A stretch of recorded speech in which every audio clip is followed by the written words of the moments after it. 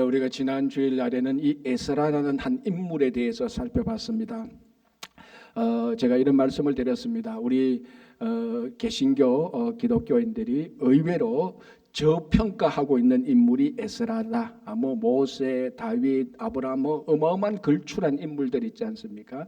그런 인물들 비해서 에스라는 상대적으로 평가가 좀 떨어진다 이렇게 생각하는데, 이 에스라를 살펴보고 실제적인 구약에 나타난 유대 역사를 살펴보면은 그리고 우리 지난주에 그 에스라의 족보 앞에 나온 그 믿음의 선진들 족보 이런 것을 따져볼 때 에스라는 결코 구약에 나타난 어떤 믿음의 선진들보다 뒤처지지 않는 정말 뛰어난 인물이었다는 것을 우리가 볼 수 있습니다. 제사장이었고요, 율법에 익숙했고 완전한 자였습니다. 그래서 에스라의 별명이 제2의 모세였습니다. 그리고 또 페르시아 왕의 신하로서 또는 관료로서, 좀 넓게 말하면 뛰어난 정치인으로서 이 에스라가 요구할 때 그 당시 페르시아 왕 아닥사스다 왕은 에스라가 요구한 것을 다 들어줄 정도로 그렇게 이 에스라는 뛰어난 인물이었습니다. 그래서 우리 지난 주일날 이 에스라라는 인물에 대해서 살펴봤는데, 참 감사한 것은 이 에스라가 예루살렘 출신이 아니라는 겁니다. 이방 땅, 다르게 우리 여러 가지 표현할 수 있어요. 이방 땅, 난민의 땅, 포로의 땅, 우리식으로 말하면 이민의 땅에서 태어난 인물 아닙니까? 이 이민의 땅에서 태어난 인물이 가장 위대한, 그 당대의 가장 위대한 율법 학사였고 제사장이었고 뛰어난 정치가였다라는 사실이 우리가 이민의 땅에 살고 있는 우리들에게 큰 위로가 되고 우리에게 희망이 되는 것을 우리가 살펴봤습니다. 자, 이제 우리가 이 에스라가 이 위대한 인물이 했던 실제 사역을 보겠습니다. 우리 에스라에게는요, 이 에스라 1장에서 10장까지 보면은 크게 네 가지 사건이 나옵니다. 첫 번째는 제1차 귀환, 이제 스룹바벨을 중심으로 1차 귀환을 하죠. 그게 첫 번째 중요한 사건이고, 두 번째는 제2성전을 건축하는 겁니다. 무너진 예루살렘 성전 다시 건축하는 거고, 세 번째 중요한 사건이 오늘 본문에서 이제 우리 함께 볼 제2차 귀환. 그리고 네 번째 아마 중요한 사건은 다음 주는 창립 기념 주일이니까 우리 교회에 대해서 생각하고 그 다음 주일에 볼 건데요. 에스라가 귀환해서 거기서 개혁을 일으키는, 잘못된 신앙을 바로 세우는 그 네 가지 사건입니다. 그 느헤미야, 이제 에스라다음 느헤미야 가면은 3차 귀환이 됩니다. 그때 이제 느헤미야가 등장하는 겁니다. 그래서 오늘 그 한중간에는 에스라가 했던 2차 귀환 사건들을 우리가 한번 보겠습니다. 이 모든 사건을 통틀어서 우리가 제2 출애굽이다 이렇게 말을 하는 겁니다. 자, 8장 15절 이제 실제적으로 귀환을 하는 그 내용들이 나옵니다. 15절, 내가 무리를, 여기서 내는 에스라입니다. 내가 무리를 아하와로 흐르는 강가에 모으고, 자, 이 아하라는 강가에 백성들을 이제 제2차 귀환하는 백성들을 다 모았습니다. 대략 이제 1절부터 15절까지는요 귀환하는 그 자손들 명단이 나오는 겁니다. 이제 여기 보면 약 5,000명 정도 됩니다. 5,000명, 어린아이 자녀까지 합하면은 계산하면은 그 1차 귀환 때 약 5만 명이 귀환한 것에 비해서 인원이 많이 줄었죠. 또 줄어들 수밖에 없는 이유를 이제 좀 이따 우리 같이 한번 보겠습니다. 무리를 아와라로 흐르는 강가에 모았다. 이 강은 지금 정확히 어느 강인 줄 아무도 찾지 못합니다. 그러나 아마 바벨론 그 지역에, 바벨론을 이제 페르시아가 바벨론을 정복했으니 그 지역에는 유프라테스 티그리스강의 그 옆으로 흐르는 지류로 보고 있습니다. 그 지류에 아화로 흐르는 강가에 이제 백성들을 모았습니다. 돌아가는 2차 귀환하는 사람 한 5,000명을 모았죠. 이제 가기 위해서 인구 조사를 해야 되지 않습니까? 우리 어릴 때 소풍 갈 때 몇 명 갔다가 몇 명 오는 거 확인해야 되는 것처럼. 그래서 명단이 1절부터 15절까지 나오는데, 이때에 자 보겠습니다. 내가 무리를 아와로 흐르는 강가에 모으고 거기서 3일 동안 장막에 머물며, 3일간 이제 그 사람들을 살펴봤죠. 백성과 제사장들을 살핀적 그 중에 레위 자손이 한 사람도 없는지라. 벌써 이거 돌아가려고 하는데 레위 사람이 한 사람도 없는 거예요. 자, 우리 1차 귀환 때는 레위 사람이 어느 정도 있었습니다. 많지는 않았지만은. 자, 레위 사람이 한 사람도 없었다. 왜 레위 사람은 한 사람도 안 모였을까? 상식적으로 생각하면 상대적으로 레위 사람이 적을 수밖에 없었다는 것이고요. 그러나 여기에는 레위 사람이 2차 귀환할 때 돌아가는 이 첫 번째 호출했을 때 없었던 이유 중에 하나가 이제 이 시대 배경을 보면 되는 겁니다. 자, 스크린에 좀 한번 올려주시기 바랍니다. 자, 지난주에 이제 스크린에 올린 것을 제가 약간 더 보충했는데요. 지난주 에스라가 나타났을 때 이제 귀환하려고는 그 연도가 기원전 458년이라 그랬습니다. 오늘하고 같은 시기죠. 그러니까 지금부터 2500년 전 얘기입니다. 이게 뭐 100년 전 얘기가 아닙니다. 2500년 전에 바벨론 페르시아 땅에서 일어난 건데요. 저 458년인데 이게 언젠가 하면은 제1차 기한 538년에 제1차 기한으로부터 80년 뒤에 일어나는 겁니다. 굉장히 꽤 오래되지 않 거의 3세대 뒤에 일어나는 것이고요. 그리고 성전이 세워진 다음에 성전이 510년에 세우니까 성전이 제2성전이 예루살렘에 세워지고 난 다음에는 58년이 흐릅니다. 자, 이제 여기서 레위인을 살펴보는데 중요한 연도가 뭔가 하면은 기원전 586년에 예루살렘 성전이 멸망했던 게 이게 중요한 겁니다. 기원전 586년에 예루살렘 성전이 멸망했습니다. 그리고 이제 오늘 458년 제2차 기한하는 거 보면 128년이죠. 약 130년으로 우리가 말을 하겠습니다. 자, 왜 저 연도가 중요하고 레위인이 없는 거하고 무슨 연관이 있습니까? 레위인은 성전에서 봉사하는 사람들입니다. 다른 데서 봉사하는 게 아니라 다른 직업을 가질 수가 없습니다. 레위인은 딱 성전에만 봉사하는 사람인데, 자, 성전이 오늘 본문을 기초로 하면 130년, 128년 전에 성전이 다 무너졌습니다. 그럼 레위인은 일할 데가 없지요. 예루살렘에 있는 레위인이 있다 할지라도 일을 못합니다. 성전이 없으니까. 그는 약 130년, 약 4세대 또는 약 최소한 4세대가 흘러가는 동안에 레위인들은 자기들이 정당하게 하나님으로부터 받은 그 일을 할 수가 없습니다. 게다가 이 사람들은 전부 다 페르시아 출생입니다. 바벨론 그쪽에서 다 태어난 사람입니다. 그럼 어쩌면은 지금 이 페르시아에 남아있는 이제 좀 이따 보면 페르시아에 그럼에도 불구하고 레위인을 찾아냅니다. 이제 좀 이따 보겠지만요. 이 사람들 가운데 그 페르시아에 태어난 3세대, 4세대 가운데 자기가 레위인이라는 정체성이 전혀 없는 사람들도 많을 겁니다. 왜? 레위인으로 태어났는데 일을 해야 되는데 성전이 없어. 그리고 이방 땅이야. 그러니까 레위인이 이것도 학교 선생인데 학교가 없어. 평생 아이들을 못 가르치는, 그러면 10년, 20년 자기 자녀들을 대대로 가면서 자기가 학교 선생인지 까마득하게 잊어버리는 거하고 똑같습니다. 그러니까 상대적으로 사람들이 계속해서 줄지요. 그리고 사람들이 없단 말입니다. 그런데 1차 때는 80년 전에는 레위인들이 모여가지고 좀 갔습니다. 근데 2차 때 에스라가 자 우리 가자라고 보니까 레위인이 한 명도 안 온 거예요. 자, 그러면 이렇게 생각할 수 있지 않습니까? 그럼 레위인 없이 가면 되지 뭐. 그게 됩니까? 안 되죠. 왜? 자, 2차 기한하려는 목적이 뭡니까? 거기에 예루살렘에 제2성전이 있었고 들어보니까 성전은 섰는데 사람들이 성전 중심으로 신앙생활 안 하더라. 하나님 중심으로 신앙생활 안 하더라. 그래서 에스라가 이 사람들 데리고 가서 개혁하려고 하는 것 아닙니까? 그리고 이스라엘 백성들의 모든 삶의 중심은 성전 중심입니다. 성전 중심의 삶을 사는데 성전에서 일할 레위인이 없다 그러면은 우리가 일반적으로 말하면 갈 필요가 없는 거죠. 사실은 이거. 가봤자 성전에서 일할 사람도 없는데, 그럼 성전에서 일할 사람이 없고 성전이 작동이 안 되는데 성전 중심으로 살겠다? 이 논리적으로도 말이 안 되는. 레위인을 반드시 데려가야 돼요. 차라리 다른 사람들을 못 데리고 간다 할지라도 레위인은 반드시 있어야 될 사람인데, 제가 방금 설명한 그런 이유들로 성전 무너진 지 130년 이방 땅에서 레위인의 정체성도 없어지고 자기가 레위인인지 뭔지 그러다 보니 사람들이 지금 적으니까 가자 하니까 한 명도 아와 강가에 안 모인 겁니다.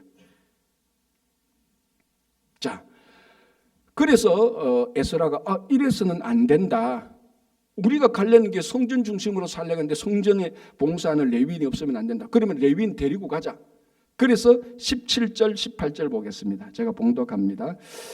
가시랴 지방으로 보내어 이 16절에 그 가는 지도자들 명단에 나오는데 이 지도자들에게 에스라가 말합니다. 너희들은 가시랴 지방으로 가라. 자, 17절 가시바 지방으로 보내어 그곳 족장 잇도에게 나아가게 하고 잇도와 그의 형제 곧 가시바 지방에 사는 느디님 사람들에게 할 말을 일러주고 우리 하나님의 성전을 위하여 섬길 자를 데리고 오라 하였더니 우리 하나님의 선한 손에 도우심을 입고 그들이 이스라엘의 손자 레위의 아들 말리의 자손 중에서 한 명철한 사람을 데려오고 또 세레바와 그의 아들들과 형제 18명과 하샤바와 머라리의 자손 중 여사랴와 그의 형제와 그의 아들들 20명을 데려오고 다행히 가시바 지방에 가니까 레위인이 있었습니다. 그래서 많은 주석가들에 의하면은 가시바 지방은 아마 우리 이 퀸즈 지역에 한인 사회 사람들이 모여 살듯이 한인 사회 커뮤니티가 있듯이 아마 가시바 지방에 에스라만 알고 있는 레위 사람들의 커뮤니티가 있었던 걸로 알고 있습니다. 그래서 거기 사람들을 보내 거기 가면은 레위 사람이 있다.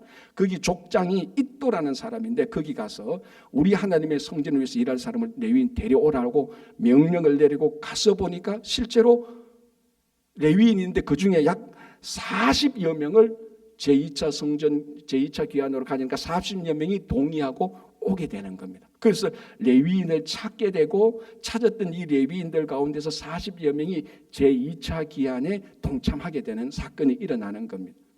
자, 여기서도 우리가 하나 생각해 볼 걸.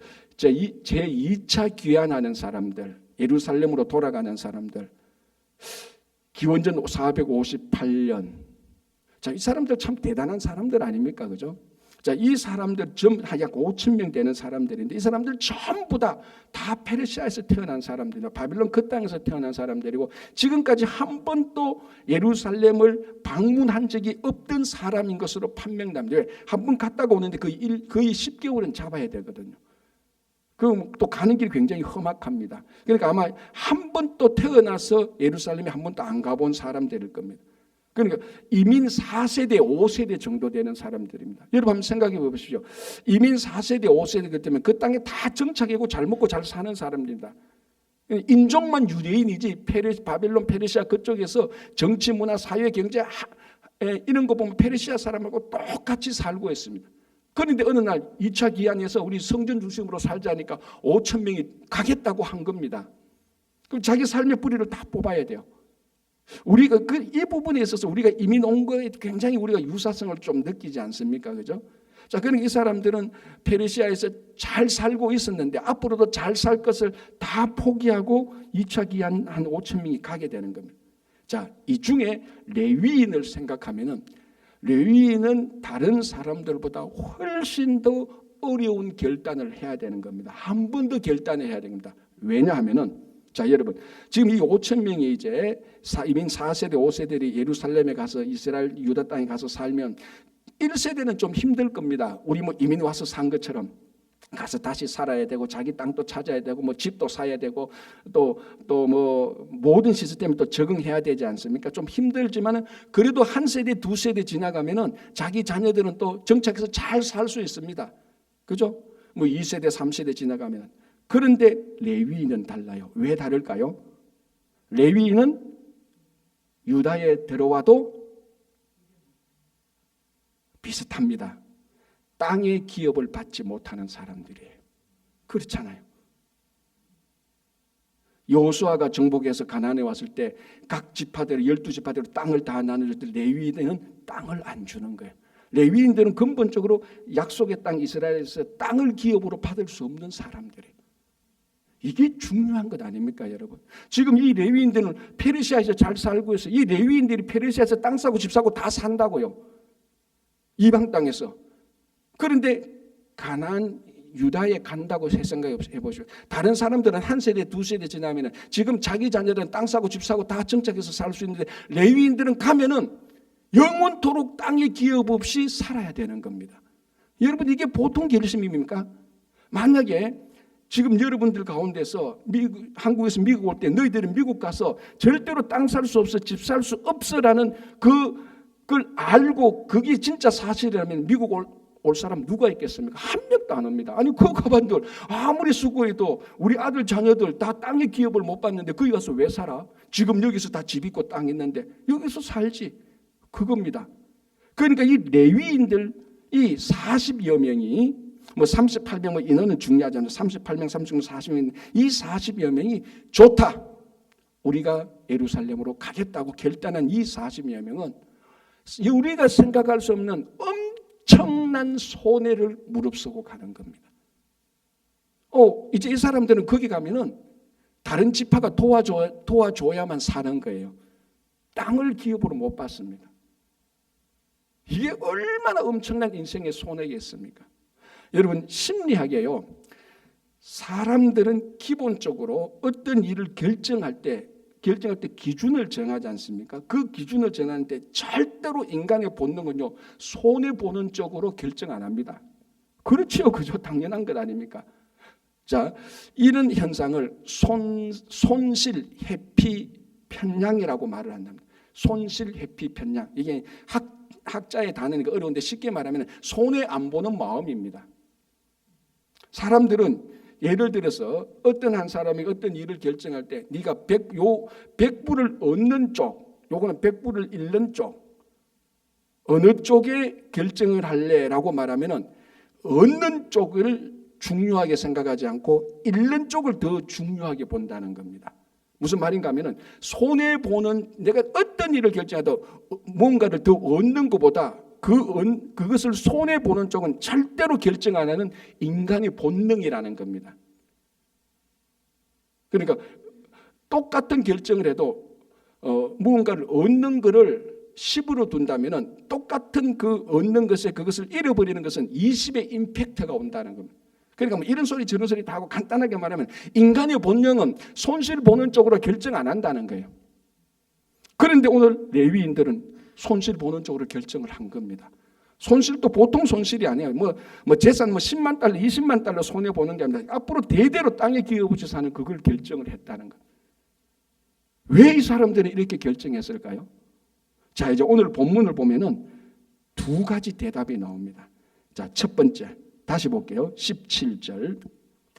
가시랴 지방으로 보내어 그곳 족장 잇도에게 나아가게 하고 잇도와 그의 형제 곧 가시랴 지방에 사는 너디님 사람들에게 할 말을 일러주라. 자, 레위 사람을 찾아가서 잇도에게 족장 잇도에게 여차에서 왔다고 말하고 너디님 레위 사람을 찾는 너디님 사람에게 이렇게 말하면서 레위 사람을 찾아내라는 겁니다. 뭐라고 말합니까? 우리 하나님의 성전을 위하여 섬길 자를 찾자는 겁니다. 이게 뭡니까? 원래 레위인의 정체성 아닙니까? 원래 레위인의 삶의 목적입니다. 레위인은 태어날 때부터 오직 하나님의 성전만을 위해서 살아가는 사람입니다. 그래서 세습이죠. 그래서 다른 지파들이 그 일을 할 수 있도록 모든 것을 다 먹여 살리고 재워주고 다 해야 되는 겁니다. 이걸 130년 동안 못하니까 사람들이 사라졌는데 지금 에스라가 그 레위인을 찾아서 이것을 말하는 겁니다. 너희들이 누구냐? 하나님의 성전을 섬기는 사람들 아니야. 너희들이 페르시아 땅에 있으면서 성전 못 섬겼지. 그리고 130년 전에 성전이 무너져서 성전 못 섬겼잖아. 그런데 지금 예루살렘의 성전이 다시 세워졌어. 58년 전에 성전이 다시 세워서 너희들 성전 섬기는 사람들 아니냐. 일어나라 같이 가자라고 이 레위인 사람들의 정체성을 일깨워주고 이 사람들의 삶의 가장 근본적인 목적을 일깨워 준 겁니다. 여기에 동의한 40여 명이 그 엄청난 손실, 인간의 본능적으로 싫어하는 손실을 무릅쓰고 예루살렘으로 가겠다고 결심한 사람들입니다. 무슨 말인가 하면요, 인간에게 있어서, 사람에게 있어서 목적이 뚜렷하면은 손해봐도 됩니다. 그 목적이 뚜렷하지 않기 때문에 이익 보고 손해보는 것이 자기 삶의 목적이 되는 겁니다. 특별히 우리 성도들에게는 하나님을 섬기는 거룩한 목적이 뚜렷하면은 그 목적 때문에 손해를 봐도 풀풀 풀고 나갈 수 있다는 겁니다. 그게 성도 아닙니까? 그런데 이 목적이 올바르지 않으면, 이 목적이 하나님을 섬기는 것이 성도의 목적이 아니면은 이익과 손해가 우리 목적이 되어버리는 것입니다. 여러분 그 릭 워렌이 썼던 목적이 이끄는 삶, 뭐 유명한 책이 있지 않습니까? 거기에 보면 이렇게 말합니다. 그 책의 대주제가 이거죠. 인간은 하나님의 특별한 목적을 위해 지음받았다, 이거 아닙니까? 그래서 그 목적이 이끄는 삶을 쭉 보면 처음부터 끝까지 우리의 목적을 계속해서 깨우쳐집니다. 우리 목적이 뭐냐? 오늘 이 레위인에게 준 목적하고 똑같습니다. 하나님의 성전을 섬기는 것, 우리 말하면 하나님을 섬기는 그 목적을 계속해서 깨우쳐요. 그래서 목적이 우리를 드라이브하도록 만드는 거 아닙니까? 그 목적이 우리 삶을 인도하면요, 앞에 뭐 손해 보고 불편한 거 이런 거 있습니다. 그러나 목적이 그걸 다 끌고 가기 때문에 인간의 근본적인 인간의 부정적인 본능을 다 극복하고 나가는 겁니다. 목적이 우리 삶을 끌고 나간다면 손해 보는 거, 불편한 거, 억울한 거 다 치우고 나갈 수 있는 겁니다. 그 목적이 없으니까, 인간적인 목적이 자기 삶의 목적, 거룩한 목적이 없으니까 세상의 삶의 목적이 성도의 삶의 목적으로 둔갑되어져 있습니다. 편한 거, 이익과 손해 보는 거, 이런 것들이 전부 다 내가 인기를 얻는, 이런 것들이 전부 다 우리 삶의 목적으로 둔갑되어져 있는 것입니다. 그래서 에스라가 레위의 사람을 찾을 때 너희들의 삶의 목적이 하나님의 성전을 섬기는 거 아니야. 130년 동안 들어보지 못했던 자기들의 삶의 목적을 드디어 일깨우는 겁니다. 거기에 순종했던 40여 명이 오케이, 우리 가겠다. 그게 우리 삶의 목적이면은 지금 거기 가서 영원토록 땅의 기업을 받지 못해도 하나님이 우리 기업이 되니까 내가 가서 섬기겠다고 40명이 온 겁니다. 여러분, 이 레위인의 목적을 깨우친 것, 그게 오늘날 우리가 지금 일깨워야 되는 목적 아닙니까? 성도들의 삶의 목적이 하나님이 아니고 하나님 섬기는 아니고 세상 사람 목적하고 똑같다면요, 우리는 하나의 손해도 보고 어떤 일을 결정 못합니다. 왜? 손해 보고 그게 우리 삶의 목적이 되어버렸어요. 그래서 율법에 가장 익숙했던, 율법이 완전한 에스라가 왜 레위인이 가야 되는가를 깨우쳐줍니다. 하나님을 섬기자. 오늘날 이 에스라가 우리에게 도전하는 것 똑같은 거 아닙니까? 우리 성도의 삶의 목적이 뭐냐? 하나님을 섬기는 거 아니냐? 그걸 우리가 분명히 한다면 세상의 다른 목적들은 다 우리 앞에 하나도 방해물이 되지 않는 것입니다. 자, 두 번째, 그렇게 해서 이제 레위인들을 일깨웠습니다. 자, 이제 레위인들을 찾고 그 사람들 데리고는 두 번째 중요한 말, 지금 에스라에서 계속해서 반복되고 있는 말이 여기 나옵니다. 18절입니다. 우리 하나님의 선한 손의 도우심을 입고라고 말을 합니다.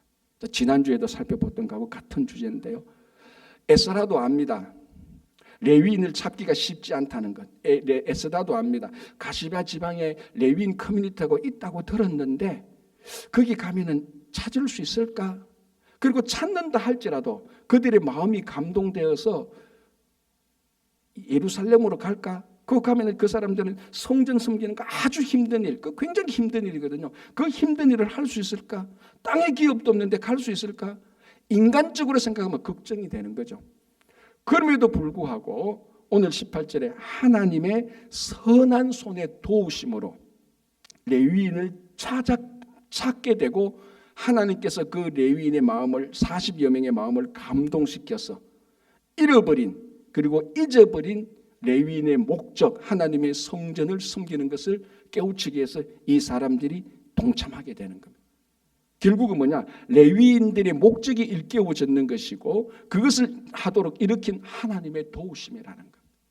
자, 지난 주일을 했던 설교 주제의 반복입니다. 사실은 이제 에스라 8장, 9장, 10장까지 보는데 이 1차 기한, 자 다시 보면 1차 기한, 2차 기한, 1차 기한 성전 재건축, 2차 기한까지 지금 보고 있습니다.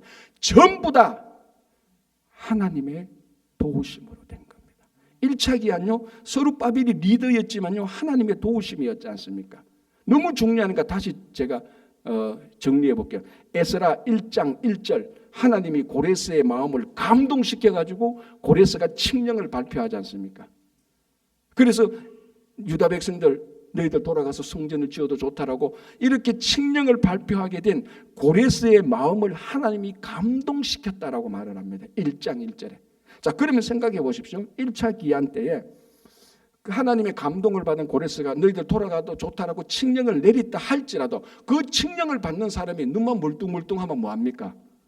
좋은 얘기네. 그런데 나는 뭐 감동이 안 와. 내가 여기서 산 지가 얼만데. 그러니까 지금 80년이지만 이게 해도 벌써 몇십 년 살았단 말이죠. 나 가기 싫어. 그러니까 고레스 칙령을 발표하는 사람의 마음은 하나님께서 감동시켰는데 그 칙령을 듣는 사람의 마음이 감동 안 되면 귀환 안 하죠. 자, 에스라 1장 8절 보겠습니다. 제가 읽어드릴게요. 이렇게 되었습니다. 고레스의 칙령이 발표되었습니다. 8절, 1장 8절. 이에 유다와 베냐민 족장들과 제사장들과 레위 사람들과, 자, 1차 귀환자들인데 레위 사람들이 여기는 있었어요. 자, 다시 유다와 베냐민 족장들, 당연히 유다니까 다른 지파 사람들이었습니다. 누가 그러다가 목사님 여기 왜 이사갈 지파는 없고 스불론 지파는 왜 없습니까? 이래 이제 말하면 이제 성경 무식하다는 게 이제 들통나요. 이 남유다니까 이사갈 스불론은 북이스라엘 지파니 북이스라엘이니까 없는 거죠. 그러니까 유다와 베냐민 족장들 그리고 제사장 그리고 특이하게 레위 사람들이 있어요. 1장 8절에. 그러니까 오늘 본문에서 1차, 2차 기한 사이 80년 사이에는 레위 사람들이 있었는데 80년이 지나면서 이제 없었던 거죠. 아와 강가에. 자, 다시 유다와 베냐민 족장들과 제사장들과 레위 사람들과 그 마음이 하나님께 감동을 받고 올라가서 예루살렘의 여호와의 성전을 건축하고자 하는 자가 다 일어난. 자, 고레스 마음만 감동시킨 것이 아니고 하나님이 제사장들과 레위인들과 유다와 베냐민 사람들의 마음을 같이 감동시켰습니다. 그러니까 말하는 자와 듣는 자가 다 감동되니까 1차 기한이 일어나지 않습니다. 하나님의 도우심이 아니었으면 아니었다는 것이 명백히 드러나는 겁니다. 자, 그리고 그 중간에 성전 재건축, 다시 말씀드립니다. 사마리아 정착민들이 막 반대해서 재건축하다가 제2성전 건축하다가 16년 동안 스탑됐습니다. 하나님이 안 도우시는 것 같았잖아요.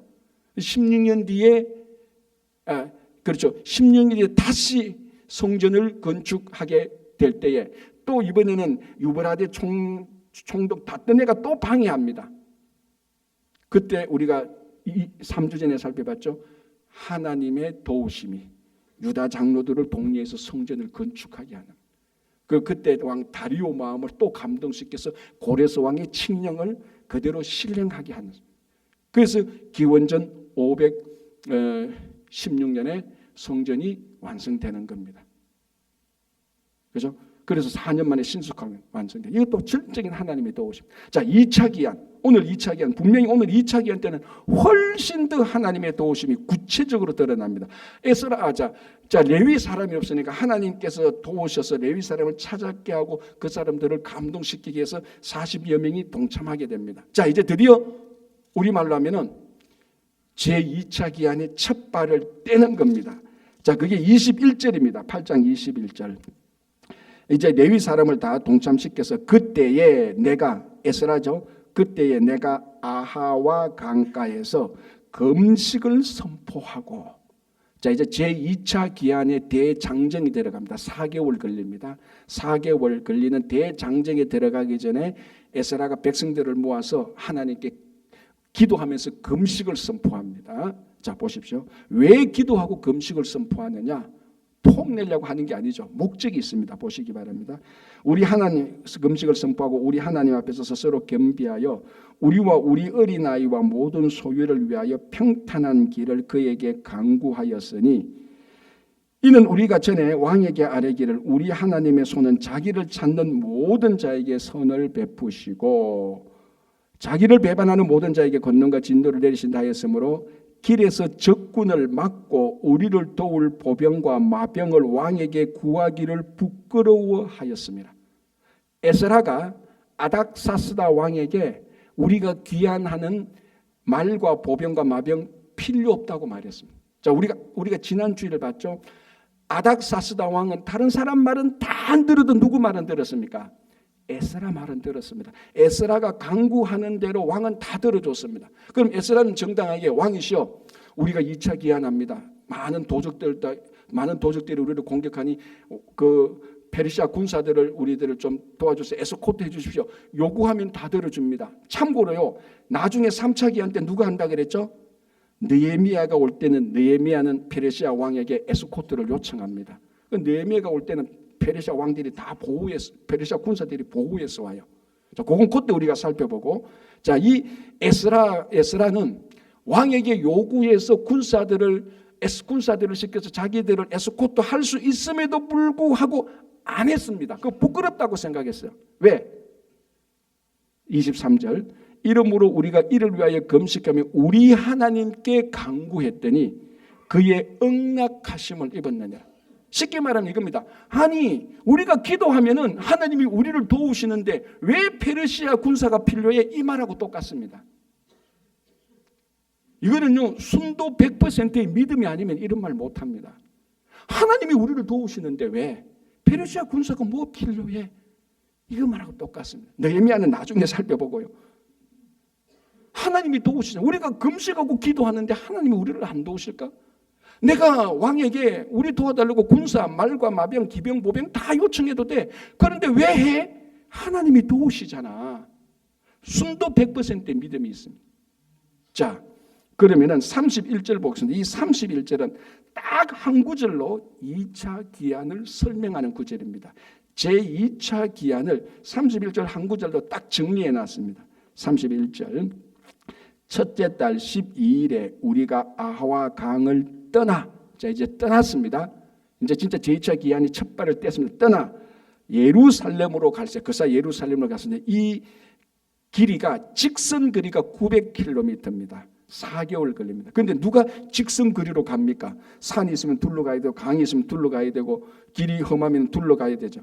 직선 거리가 900km면 실제 가는 거리는 1000km를 훨씬 넘죠. 그걸 4개월 걸려서 가는 겁니다. 그러니까 아하와 강을 떠나 예루살렘으로 갈새 2차 기한이 일어난 겁니다. 자, 어떻게 되느냐? 우리의 하나님의 손이 우리를 도우사. 뭐라고 말했습니까? 대적과 길에 매복한 자의 손에서 건지신지라. 여러분 4개월 가는데 5,000명이 갑니다. 이게 그 페르시아와 아하와 강가에서 예루살렘 사이에 있는 산적들, 도적들, 매복한 자들, 이상한 무리들, 강도들, 그 사람들이 그 소문을 못 듣겠습니까? 5,000명, 5명이 가도 다 아는데 5,000명이 갑니다. 그리고 이 사람들이 여러분 24절부터 30절 보면은 페르시아 왕이 또 많은 선물을 줘요. 여러분 이거 소문 안 퍼집니까? 여러분 지금 시대에 뭐 카톡이 있고 틱톡이 있고 아무리 첨단 기기가 있어도 제일 빠른 소문은 입소문입니다. 여러분 첨단 기기가 아무리 발전해도요 인간의 입소문을 따라갈 커뮤니케이션은 없습니다. 2500년 전도 그래요. 자, 한번 생각해 보십시오. 5,000명이 아하와 강가에서 예루살렘에 간대. 근데 왕이 많은 선물을 줬어. 그런데 그들을 지키는 군사들이 없어. 이건 뭐 도적들의 밥이지. 이것보다 더 좋은 타겟이 어떻습니까? 정말로 이거야말로 하늘에서 굴러들어온 호박등 떡하고 똑같이 웬 떡이냐는 겁니다. 그래서 31절에 대적과 길에 매복한 자들이 많았습니다.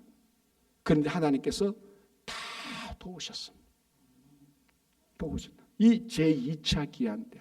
그러니까 1차 기한, 성전 건축, 2차 기한 전부 다 하나님의 도우심이었다는 거예요. 하나님의 도우심이 아니었다면 귀환이 안 됩니다. 제가 전번에 이런 거를 읽었습니다. 북극곰 있지 않습니까? 북극곰요. 북극곰을 마취제 주사를 놓고 비행기에 태워가지고 원래 있었던 장소에서 500km 떨어진 곳에 내려놨다고 합니다. 그럼 마취가 깨잖아요. 그 500km 떨어진 길을 그대로 찾아온대요. 그래서 보면은 북극곰을 그 북극에서 500km 떨어져 놓으면 마취시키면요 유빙이 있지 않습니까? 큰 얼음 덩어리들이 막 바람에 날리고 물에서 막 그러면 유빙이 유빙 같은 것들이 원래 고향으로 돌아오는 그 수로 길을 다 혼란스러워도 북극곰이 미안하죠. 표현이 안 돼. 귀신같이 찾아온대요. 표시 없죠. 사람 표시. 그런데요. 냄새를 다 제거했대요. 냄새 다 제거해도 북극곰이 마취시켜가지고 떨져놓은 그곳에서 500m 있는 자기 있는 곳에 그대로 찾아온다. 여러분, 연어 뭐 우리 잘 하지 않습니까? 연어가 알날 때 태평양 바다 건너서 자기 강을 거슬러서 자기한테 돌아오죠. 짐승은요, 귀소 본능을 실천할 수 있는 원래 능력이 있어요. 짐승은. 사람은 귀소 본능이 있다 할지라도 그걸 실천할 능력이 없습니다. 어떻게 귀환하는가요? 하나님의 도우심입니다. 짐승에게 없는 능력을 우리는 어디서 가져옵니까? 하나님의 능력에서 가져오는 겁니다. 여러분, 이 1차 기한, 2차 기한 보고 우리가 그 이전에 출애굽을 보지 않습니까? 이 모든 것들이 우리 인생을 비유로 보면요, 전부 다 우리 이야기입니다. 결국 우리가 뭡니까? 어머니의 뱃속에서 태어나서 결국은 하나님 나라로 귀환하는 거 아닙니까?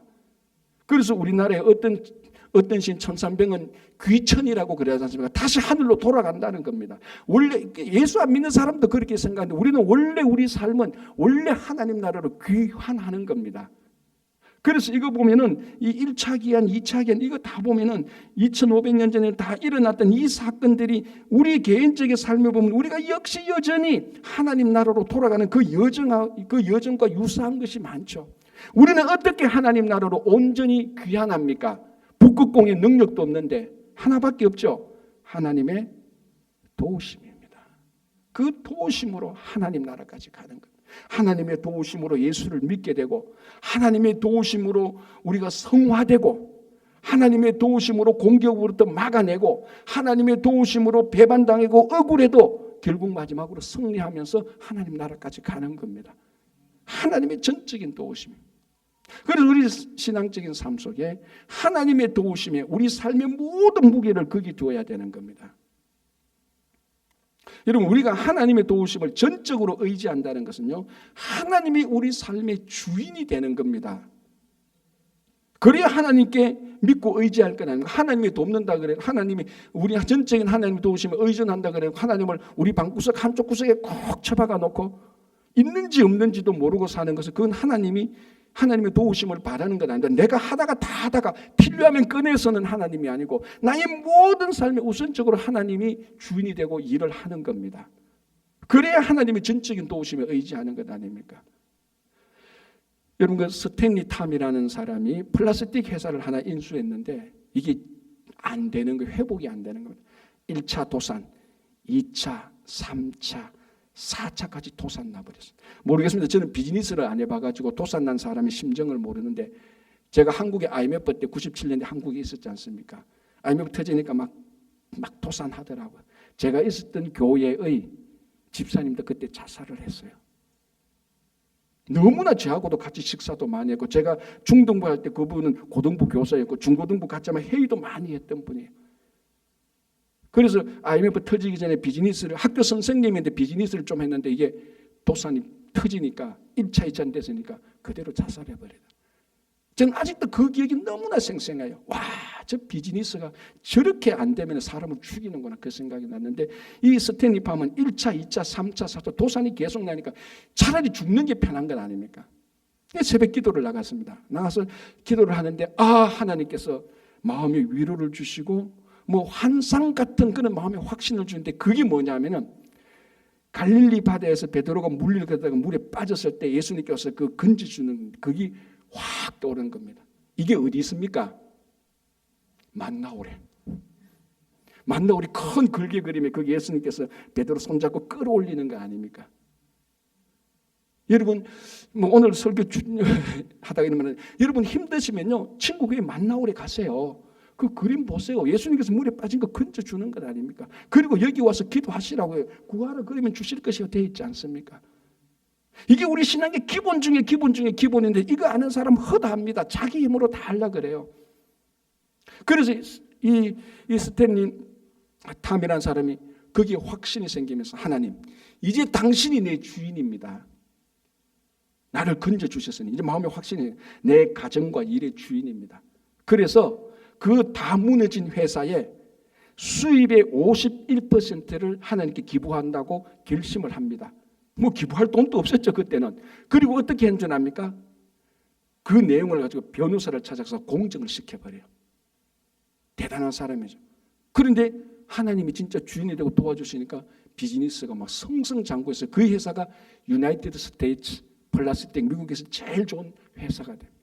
회사가 돼서도 여전히 법적으로 공정해놨으니까 그 수입의 51%는 무조건 하나님을 위해서 쓰도록 된 거예요. 자, 이제 이런 이야기하면 부흥회 때 하나님께 헌금하면 복 받습니다. 이런 일로 들을 수 있겠죠. 그렇게 들으실 분은 들으시면 됩니다. 괜찮습니다. 그러나 저는 이 이야기를 듣을 때 진짜 중요한 걸 하나 발견했습니다. 진짜 하나님이 내 인생의 주인이라면 이 하나님은 내 인생에서 제일 중요해야 되는 겁니다. 내 인생에서 무언가를 결정할 때 이 하나님의 결정이 제일 중요해야 되죠. 그걸 퍼센테이지로 따지면 몇 퍼센트입니까? 51%죠. 여러분 주주총회할 때 주식 51% 가지고 있으면 나머지들이 다 합의를 해도 49%밖에 안 됩니다. 51%가 이기는 거예요. 똑같습니다. 내 인생의 51%가 하나님의 전적으로 하나님의 것이라면은 내 인생에 이것저것 다 뭐 우리 아버지가 관심, 뭐 아내, 자녀 35%, 25%다 합해도 49%밖에 안 돼요. 결국 51% 하나님이 주인이고 그 하나님이 도우시는 겁니다. 그래서 저는 이 이야기할 때 단순히 야 이거 하나님께 이 51% 내니까 복 주는구나 그거를 뛰어넘어서 정말 하나님이 내 인생의 주인이면은 내 인생의 모든 것의 절반에서 1% 이상 51%는 하나님의 것이어야 됩니다. 그러면 모든 것들이 51%를 향해서 따라가게 되어 있습니다. 주주총회 저는 뭐 안 해봐서 모르겠지만은 보면은 그렇습니다. 51%가 결정하면 그게 결정이에요. 40몇 %가 아무리 덤벼도 51%를 이길 수는 없습니다. 내 인생의 51%가 하나님이라면 내 인생의 뭐 권력과 명예와 인기가 다 합쳐도 49%밖에 안 해요. 하나님을 못 이겨요. 그 주인 되신 하나님을 섬길 때 하나님이 내 주인인데 하나님의 선한 도우심이 내 인생을 끌어가는 것입니다. 여러분 다시 한번 우리가 다 왕같은 제사장들 아닙니까? 레위인들 아닙니까? 여러분 인생의 목적이 하나님을 섬기는 데 두십시오. 안 그러면요 이익 보고 손해 보는 것이 여러분 인생의 목적이 됩니다. 그건 신앙의 성도의 삶이 아닙니다. 하나님을 최소한 51% 주인으로 섬기십시오. 그러면 하나님이 우리 인생의 주인이 되고 우리의 모든 것을 선하게 인도해 주실 것입니다. 기도하겠습니다. 하나님 아버지 감사합니다. 우리가 예수님을 구주로 고백하고 살지만 정말 예수님을 섬기는 것이 내 인생의 목적인지 필요할 때만 들어서 쓰는 도구와 같은 것이 아닌지 다시 생각하며 주님 예수님이 나의 인생의 목적일 때 세상의 편리와 이익과 손해가 더 이상 내 인생의 목적이 되지 않은 것을 기억합니다. 주님 내 인생의 최소한 51%의 주인이 되셔서 내 인생의 주인이 되고 나의 삶을 선하게 인도하시고 정말 어렵고 힘들 때마다 주님의 선한 도우심으로 잘 이겨나갈 수 있도록 인도해 주시옵소서. 예수님 이름으로 기도합니다.